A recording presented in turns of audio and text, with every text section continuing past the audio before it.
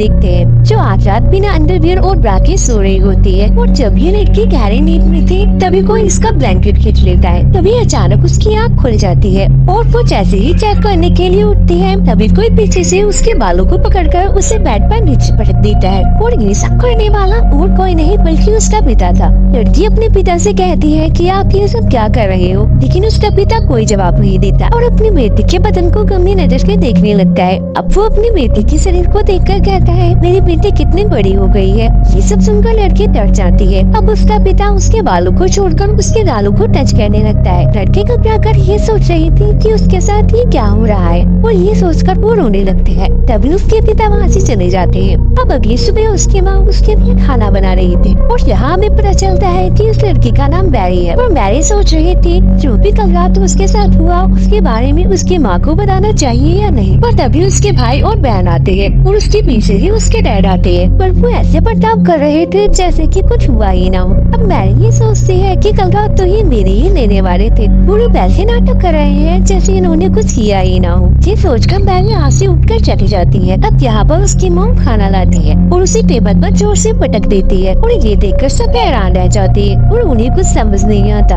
अब उनकी वो अजीब तरह से खाना खाने लगती जैसे कि कई दिन उससे भूखे हो। उसे ऐसा खाती देख वो सब कहने लगती है। तभी मैरी का छोटा भाई खाना उबल देता है। वो कहता है खाने में बहुत ज्यादा नमक है। तभी उसकी मॉम उसका खाना झपट लेती है और पागलों की तरह खाने लगती है। आखिरकार इन लोगों के साथ ये सब क्या हो रहा है। दरअसल जब से जिद्दू हुई है तभी से इनके साथ अजीब चीजें हो रही है। उनके पड़ोसी कभी उनके आंगन में अजीब से स्टैचू लगा देते हैं तो सुबह कोई उनके सामने मरा हुआ जानवर रखा देता है और पिता हर रात अपनी बेटी के साथ जबरदस्ती कर उसकी लेते हैं। वो सुबह सुबह अजीब जानवरों की तरह खाना खाती है और वो अपना खाया हुआ खाना अपने बेटे को भी खाने को देती है। लेकिन बेटा नहीं खाना चाहता। वो अपने डैड की तरफ देखता है। डैड कहती है कि अगर तुम नहीं खाना चाहते हो तो मत खाओ। ये सुनकर मॉम डैड को गुस्से भरी निगाहों से देखने लगती है। इसके बाद वो खाने को टेबल पर फेंक देती है और प्लेट्स को भी नीचे फेंक देती है। अब मॉम उन सभी पर चिल्लाने लगती है और अपने बेटे से कहती है जो मैं बनाती हूँ उसे चुपचाप खा लिया करो। वो इतने जोर से चिल्लाती है कि उसका बेटा लव के मारा रोने लगता है। उन्हें समझ में ही नहीं आ रहा था कि ये सब क्या हो रहा है, लेकिन ये तो अभी बस शुरुआत थी। इसके बाद हम देखते हैं कि मैरी नहा रही होती है। तभी कोई उसके पास आकर खड़ा हो जाता है, लेकिन जब वो शीशा साफ कर देखती है तो उसकी जुड़वा बहन बाहर खड़ी होती है जो उसके साथ सिर्फ मजाक कर रही थी। लेकिन ये दोनों बहनें मैरी के कमरे में चली जाती है और यहाँ पर मैरी की बहन उसे बताती है कि कैसे हर रात उसके डैड उसके लेने आते हैं। मैरी को यकीन नहीं हो रहा था कि ये सब उसकी बहन के साथ भी हो रहा है। तभी उनके डैड वहाँ पर आते हैं और उन्होंने इनकी सारी बातें सुन ली थी, इसलिए वो चाकू निकालकर उन पर हमला करते हैं। तभी मैरी उनको धक्का देकर वहाँ से भागने लगती है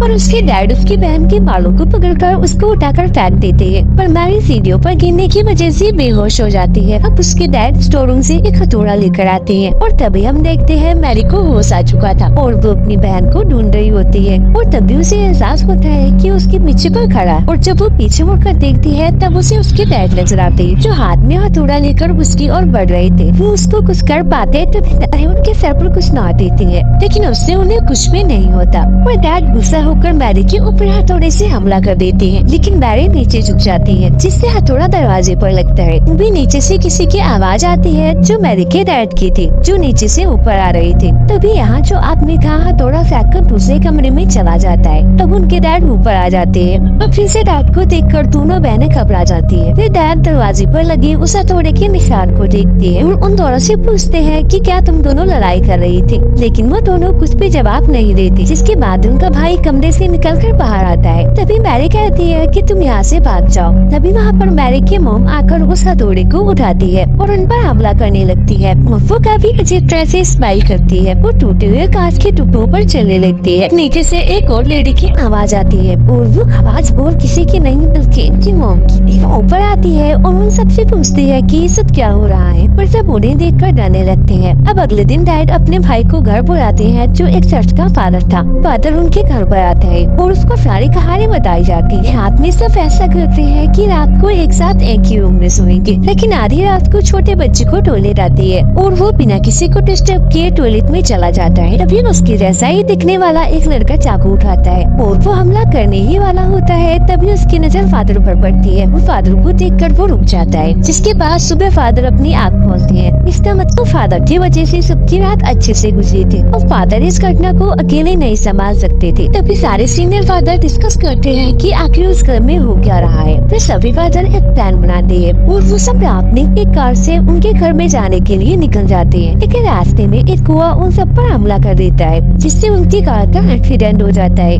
दूसरी तरफ डैड मैरी को एक डैड से बांध देते हैं। तभी फादर जख्मी होकर घर के पास पहुंच जाते हैं और बताते हैं सभी फादर की मौत हो चुकी है, अब जो कुछ भी करना है हमें ही करना है। इस बात के लिए डैड मान जाते हैं, क्योंकि अगर कुछ नहीं किया तो वो शैतान सबको मार डालेगा। जिसके बाद फादर मैरी के ऊपर एक क्रॉस रख देते हैं और उस पे लकड़ी से मारने लगते हैं, जिससे मैरी को बहुत दर्द होता है। फिर उसके डैड मैरी के पैर को पकड़ लेते हैं ताकि मैरी डरा ही सके। फादर छड़ी से लगातार उसे मारता ही जाता है। इस वजह से मैरी बेहोश हो जाती है। तभी हमें उस गाड़ी का सीन दिखाया जाता है जिसका एक्सीडेंट हो गया था। वहाँ पर पुलिस फादर को गाड़ी से बाहर निकालते हैं और हमें पता चलता है कि असली फादर तो यहाँ पर है। तो जो मैरी को मार रहा है वो कौन है? असल में वही असली शैतान होता है। तब मैरी की माँ कहती है कि बस करो, अगर ऐसे ही फादर मैरी को मारते रहे तो उसकी जान चली जाएगी। और डैड अपनी वाइफ को दीवार पर पटक देते हैं और वो अपनी वाइफ को मरता हुआ देख फादर की ओर देखने लगती है। फिर वो फादर एक अजीब से स्माइल करके डैड के ऊपर हमला करता है और वो उन्हें चाकू से मारने ही वाला होता है कि तभी वहाँ पर असली फादर आ जाते हैं और एक मंत्र पढ़ने लगते हैं। जिसके बाद वो शैतान वहाँ से गायब हो जाता है। हम फादर मैरी के सामने एक शीशा रखते हैं जिससे वो शैतान बाहर आ जाता है। जिसके बाद फादर उस शैतान को अपने अंदर समा लेते हैं और वो मैरी के डैड को कहते हैं कि मुझे मार दो। मैरी के डैड फादर के पेट में उस क्रॉस को घुसा देते हैं, जिससे फादर और वो शैतान दोनों ही खत्म हो जाते हैं। और इसी सीन के साथ मूवी का एंड हो जाता है।